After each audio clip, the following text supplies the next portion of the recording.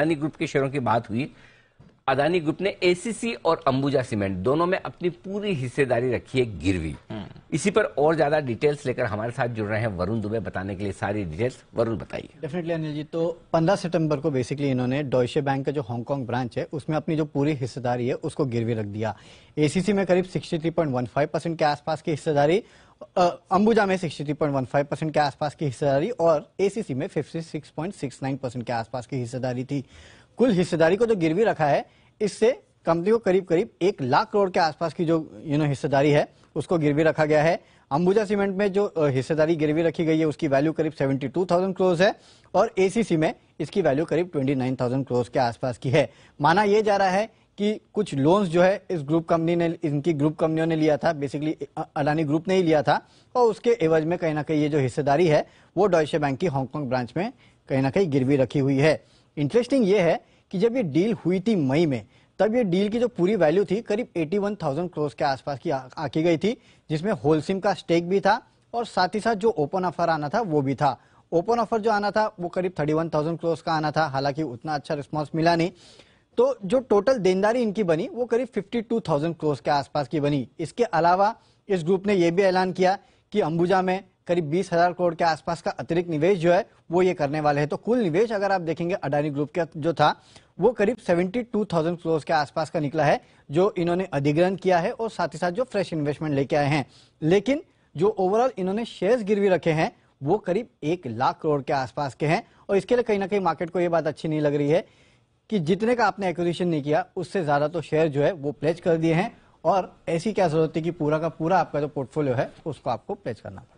Okay, तो आज Ambuja ACC में गिरावट की बड़ी वजह है कि सारी की सारी हिस्सेदारी गिरवी रखकर कितना 1 लाख करोड़ रुपए, 1 लाख करोड़ के आसपास, जो अगर पूरा वैल्यूएशन आप निकालेंगे तो 13 बिलियन डॉलर के आसपास का आता है। ओके, आशीष जी, इस पर कुछ टिप्पणी देंगे आप, क्योंकि आप बुलिश हैं अंबुजा पे लगातार और आज खबरें आई उस वजह से करेक्शन भी है, तो लोगों को चिंता यही है, आमतौर पर जो चिंताएं होती है कि अगर प्रोमोटर्स की स्टेक ज्यादा गिरवी हो तो थोड़ा सा लोग डरते हैं, शायद यह वजह है आज करेक्शन आता भी दिख रहा है।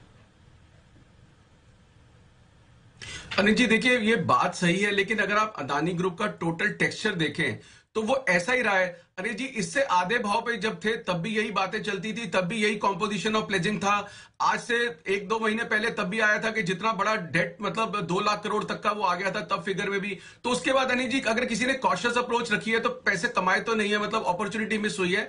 Having said that Anil ji, एक लेवल के बाद कुछ स्टॉक्स ऐसे हो जाते हैं जो ना एक नॉर्मल रिटेलर के लिए मैं कहता हूं आपका एकेडमिक इंटरेस्ट होना चाहिए, क्योंकि रिस्क रिवॉर्ड आपका इतना अनफेवरेबल हो जाएगा कि आप, क्योंकि अनिल जी अगर मैं अदानी एंटरप्राइज लेता हूं तो अनिल जी 10, 20, 50 रुपए बढ़ जाएगा, मैं बुक कर लूंगा क्योंकि मैं ऊपर में ले रहा हूं और ऊपर लगता भी है, लेकिन मैं प्रॉफिट बुकिंग भी करूंगा। लेकिन अनिल जी जब झटका लगेगा तो 300, 250, 300 जाएंगे। Same is the case with Adani port and same is the case with other stocks also. तो अनिल जी ये प्राइस जो होता है ना, मैं एक माइंडसेट बता रहा हूं रिटेल का कि कमाने मेरे को वही 10 रुपए है, 15 रुपए है, 250, 300 के शेयर में, और ऐसे 3,000 के शेयर में मुझे 50 रुपए कमाने हैं। लेकिन जब ये स्टॉक आपको झटका देगा, अब अंबुजा 50 रुपए नीचे आया अनिल जी, तो 50 रुपए नीचे में आपने 10-10, 20-20 रुपए के बनाए, और अगर आप देने में भी 20 नहीं रखते हो 3 बार बनाने के बाद और एक बार 50 चले जाते हैं तो रिस्क रिवॉर्ड नहीं है। तो इसलिए अनिल जी अंबुजा उस कैटेगरी में नहीं आ रहा, बट मैं इसलिए बोलता हूं कि एक लेवल के बाद वो स्टॉक्स जितने अच्छे या जितने बुरे हो वो एकेडमिक इंटरेस्ट के हो जाते हैं, नहीं तो आपका पैसा लेके चले जाएंगे।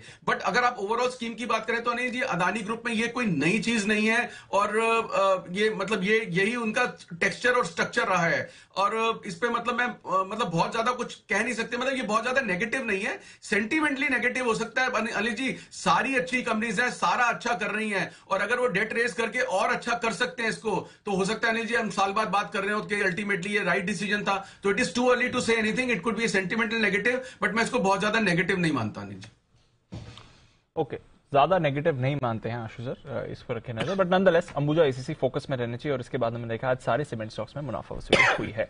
आइए